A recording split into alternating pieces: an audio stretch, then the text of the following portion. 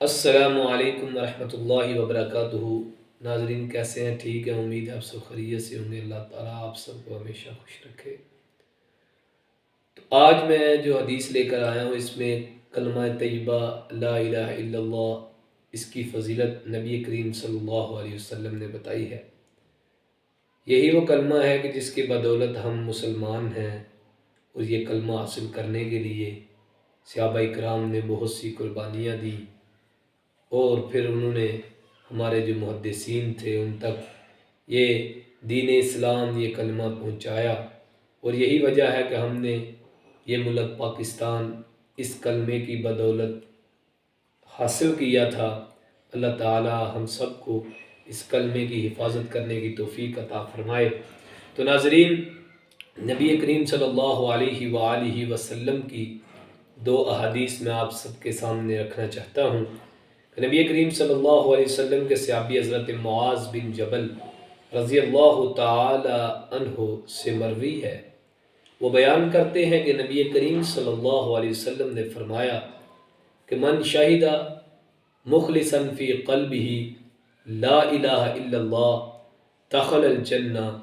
فرماتے ہیں کہ نبی کریم صلی اللہ علیہ وآلہ وسلم نے فرمایا کہ جس انسان نے، جس بندے نے، جس کلمہ گو نے ایک مرتبہ صدقے دل سے، سچے دل سے، مخلص ہو کر لا الہ الا اللہ اپنی زبان سے پکار دیا اور دل سے تصدیق کر لیا اور اس کلمے پر عمل کیا، یعنی کہ جو اس کلمے کے تقاضے تھے ان کو پورا کرتا رہا، تو نبی کریم صلی اللہ علیہ وآلہ وسلم کا فرمان ہے، فرماتے ہیں کہ وہ بندہ جنت میں داخل ہوگا۔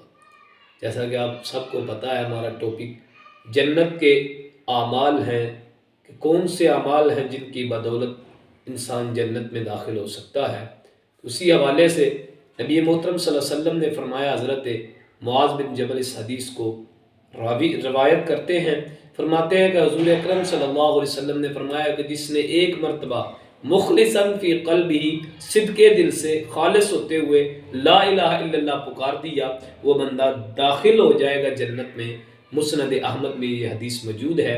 دوسرے نمبر پر نبی کریم صلی اللہ علیہ وسلم نے فرمایا من کان آخر کلامہ لا الہ الا اللہ دخل الجنہ۔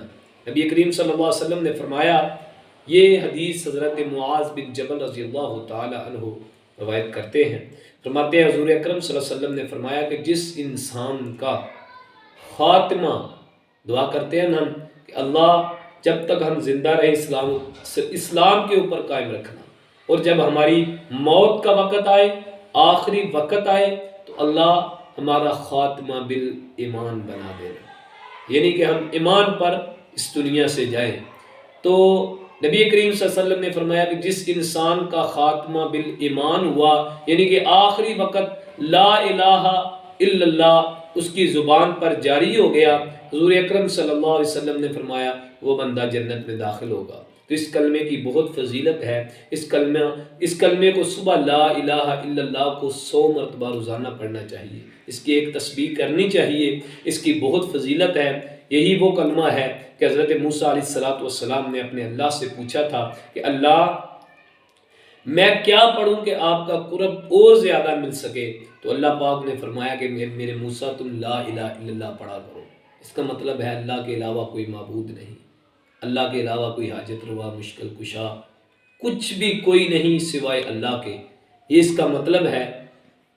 تو حضرت موسیٰ علیہ السلام نے جب پوچھا تو اللہ پاک نے فرمایا موسیٰ لا الہ الا اللہ پڑھا کرو۔ فرمایا اللہ یہ ساری دنیا پڑھتی ہے، یہ ساری دنیا پڑھتی ہے، میں موسیٰ ہوں، میرے لیے کوئی الگ سے وظیفہ ہونا چاہیے، میرا مقام الگ ہے، میری بات الگ ہے، اللہ میرے لیے کیا ہے؟ تو اللہ پاک نے فرمایا میرے موسیٰ ایک سائڈ پر پوری دنیا اور جو کچھ دنیا میں ہے سب کچھ رکھ دیا جائے، اور ایک سائڈ پہ لا الہ الا اللہ رکھ دیا جائے، تو لا الہ الا اللہ کا پلڑا پھر بھی باری ہوگا۔ اس کلمے کی بہت فضیلت ہے۔